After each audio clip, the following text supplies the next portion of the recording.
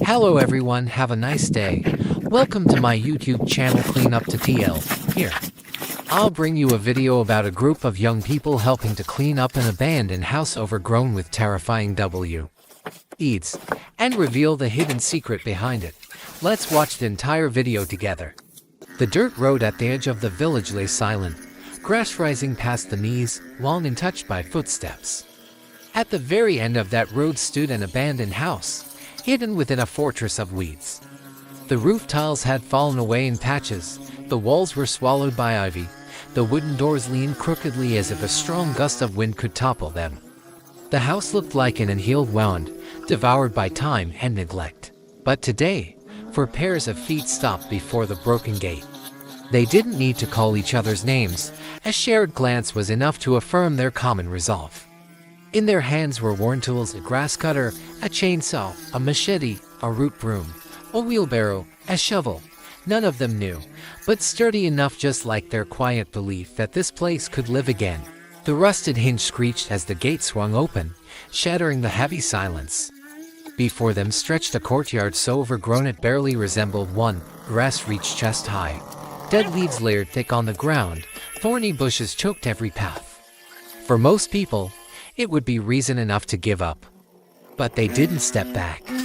To their eyes, the ruin was not an ending, but an invitation to a new beginning.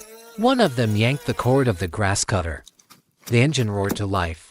The blade spun fast, tearing into the sea of green. Thick stalks collapsed in waves, revealing the cracked soil beneath. The sharp scent of freshly cut grass rose into the heat of the sun. Every sweep of the blade wasn't just clearing a path, it was slicing away the dust of years, proving that even what has been forgotten can begin anew if someone is willing to strip away the weeds. At the wall, another swung a machete, hacking at the vines that clung tight. Each strike was firm. Ivy tumbled down, revealing blotched, weather-worn plaster. Watching the wall emerge felt like watching a heart being freed of its shadows. Beneath years of suffocating cover, the foundation was still strong, simply waiting to be rediscovered. In one corner, a pair of hands gripped a shovel. Strong thrusts scooped piles of damp earth and brittle leaves into mounds. The wheelbarrow creaked under the weight as it carried load after load outside the gate. Those heavy trips were more than cleanup. They were a reminder to renew one's life. One must also haul away burdens, old habits, lingering grief, harmful memories. It cannot be done in a single sweep.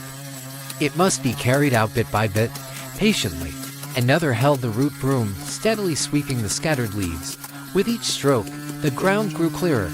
To outsiders, it was a simple act, but to those who swept, each motion whispered a quiet truth. Every great change begins with the smallest of gestures. One broom, one sweep, but together they restored a courtyard, revived a place thought lost. The sun climbed high, pouring heat onto sweat-drenched shoulders. Their hands were rubbed raw, their clothes streaked with dirt, their breaths heavy. Yet not a word of complaint was heard. Only the buzzing of the cutter, the chop of the blade, the scrape of the shovel, the swish of the broom. In the suffocating heat, they discovered a different kind of strength, the strength born of doing something meaningful together. By noon, when they finally rested on the porch, the courtyard was unrecognizable. The towering weeds now lay in heaps by the road. The wall, though mottled, was once again visible beneath the sunlight. The space was still rough, still messy. But at last the house could breathe its first fragile breath after years of suffocation. Looking at it, they saw more than a cleaner yard. They saw a message taking shape. No matter how deeply time buries something, as long as there are human hands, any place, any heart, can be revived. Sitting in the porch's shade, sweat still dripping down their faces, there was a strange peace in their eyes, for they knew that today, they had done something not only for the house, but for themselves. They had learned to cut away, to clear, to sweep, discovering that life always waits just beneath the weeds that seem endless. When the four stepped back into the yard after their short rest, the house seemed to watch them in silence. Its walls, now free from strangling vines, revealed cracks and stains like scars on tired skin. The roof sagged in places.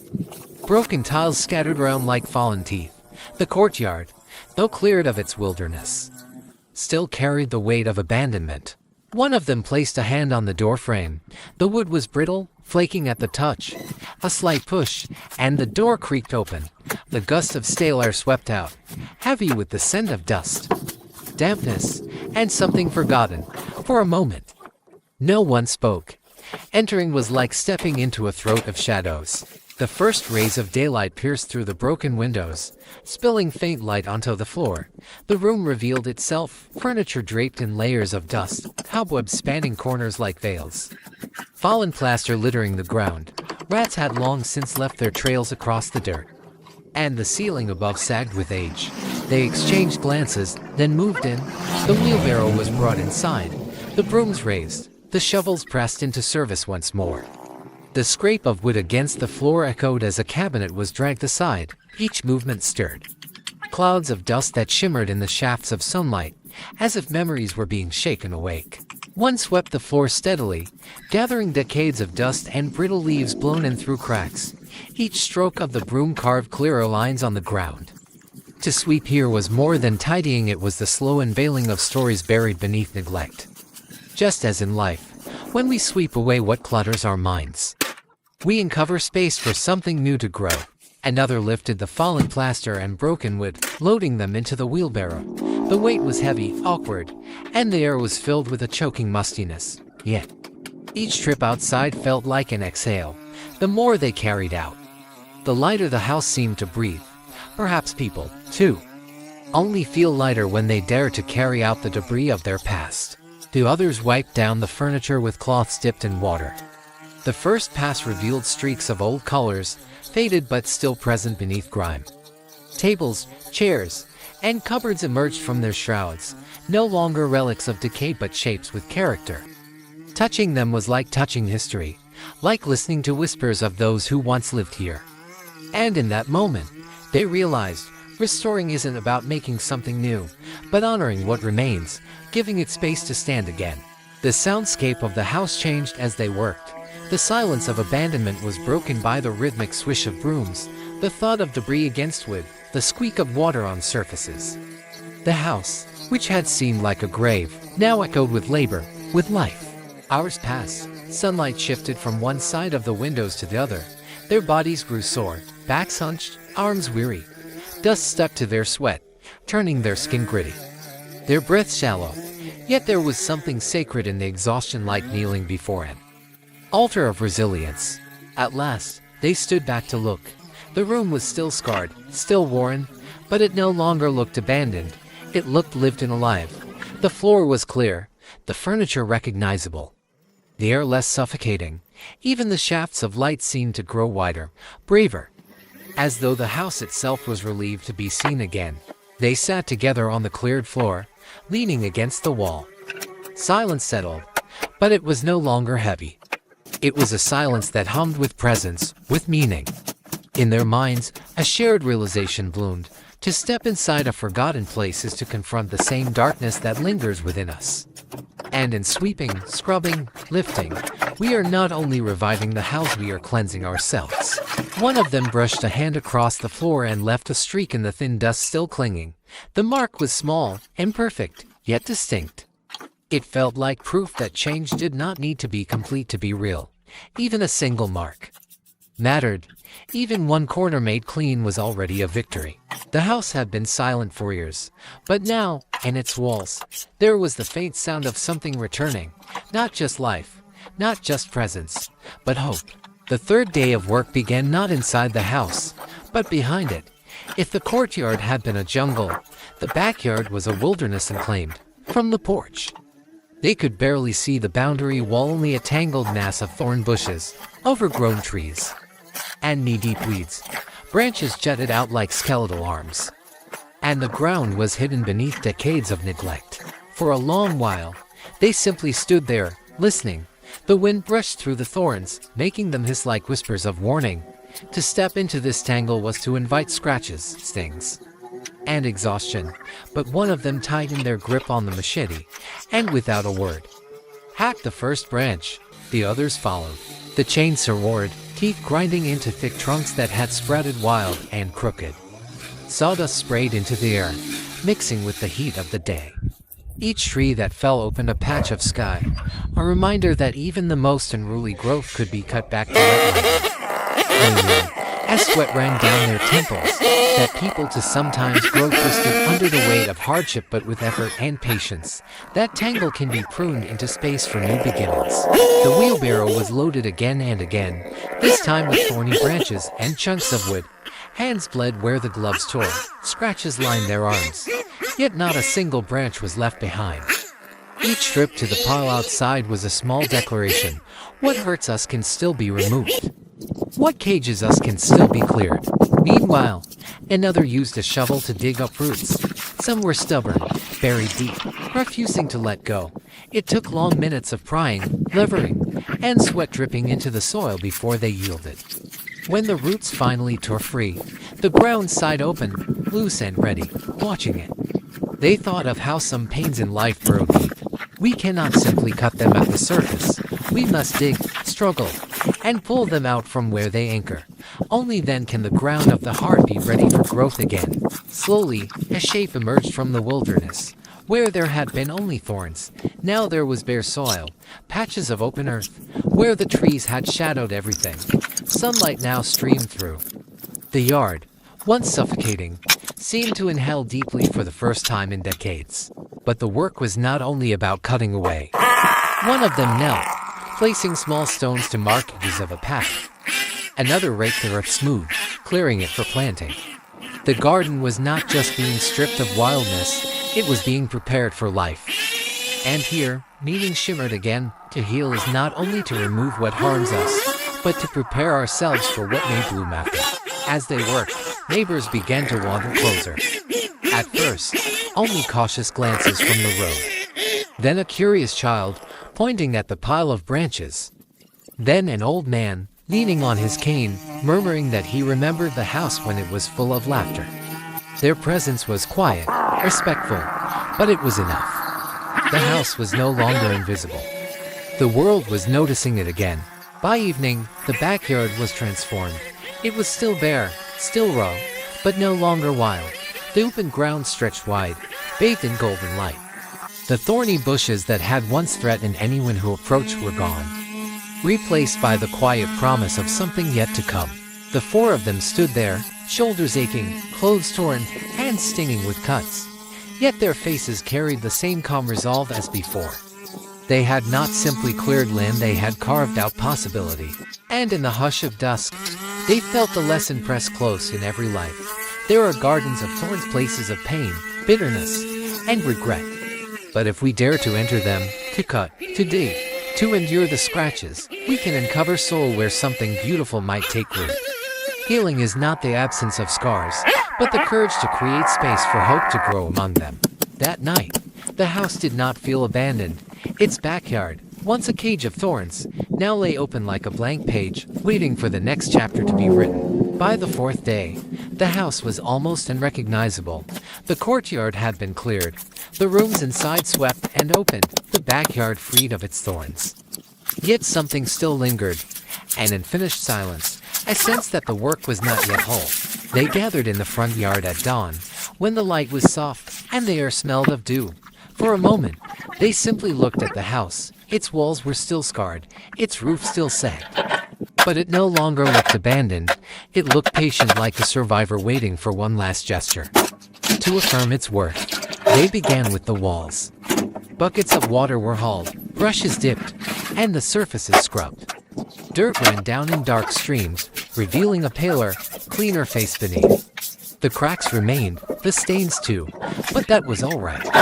The beauty of the house was not in its perfection, but in its endurance. And as they scrubbed, they thought, so it is with people, our cracks never fully disappear. But when we wash away the dirt, we can stand with dignity in spite of them. Next came the windows. Glass long dulled by grime was wiped again and again until it caught the light. They patched gaps with whatever wood they had, hammered loose frames back into place. When the sunlight poured through, brighter than before, they stood back in silence. A window is a simple thing, yet to a house, it is the eyes. To clean them is to allow the world in once more, to invite connection. In their hearts, they felt the echo. We too must keep our eyes clear, open to the world, so that light can find us even when we've been closed off for years. In the backyard, where soil lay bare, they planted. Not much, just a few saplings given by a kind neighbor, and seeds tucked into the earth. Their hands pressed the soil firmly, leaving fingerprints in the dirt. It was a gesture more symbolic than practical. Trees would take years to grow, flowers months to bloom. But still, they planted. Because planting is always an act of faith. It is to say, I will not be here forever, but something of me will remain. As the day wore on, neighbors gathered closer. Some brought small gifts: an old chair, a clay pot, a bag of nails. An elderly woman offered tea, steaming in chipped cups. The house, once shunned and forgotten, now drew people like a hearth. It was not just being restored, it was being remembered. And the 4 young workers realized, sometimes, the greatest healing for a place is not labor alone, but the warmth of a community willing to see it again. Evening came, and the work slowed. The walls were cleaner, the windows shining, the yard open, the seeds planted. The house still bore scars, but it stood tall against the fading sky. A silhouette no longer drowned in weeds. The 4 of them sat on the steps, watching the sunset paint the walls gold. Their hands were blistered, their backs sore, but their hearts carried a quiet fullness. They had not restored the house to perfection. It was still fragile, still imperfect. But that was never the goal. The goal was to give it breath, to return it to the circle of life, to remind it and themselves that nothing is ever too far gone to be touched by care. In the hush of twilight, they understood what their journey meant. Clearing the courtyard had taught them that new beginnings require cutting away what chokes us. Cleaning the rooms inside had shown that the past must be faced and lifted out, not buried. Freeing the garden of thorns had proven that pain, though deep, can be uprooted with patience. And today, washing walls, opening windows, and planting seeds had whispered the final truth. Healing is not only about removing what was broken, it is about choosing to nurture what comes next. The house, once a ruin, now held a fragile grace. It did not gleam with new paint, nor shine with perfection. Instead, it stood as something more real, a witness to time, carrying both scars and light. As night fell, the first star appeared above the roof. The 4 of them rose, gathered their tools, and walked back down the dirt road. Behind them, the house remained no longer hidden, no longer forgotten, and in its quiet stance against the darkening sky, it seemed to whisper a promise: everything broken can still hold light. There are roads time forgets, where weeds grow wild and silence lingers. At the end of one such road stood an abandoned house, covered in vines, its wooden door creaking with the wind. 4 years it waited alone until 4 young people arrived. They brought only simple tools: cutter, a broom, a wheelbarrow, a shovel. But what they carried most was heart. With each swing of the blade, grass fell. With each load of weeds hauled away, sunlight returned to the courtyard. Their work was more than cleaning, it was a reminder that in every life, fears and doubts grow like weeds.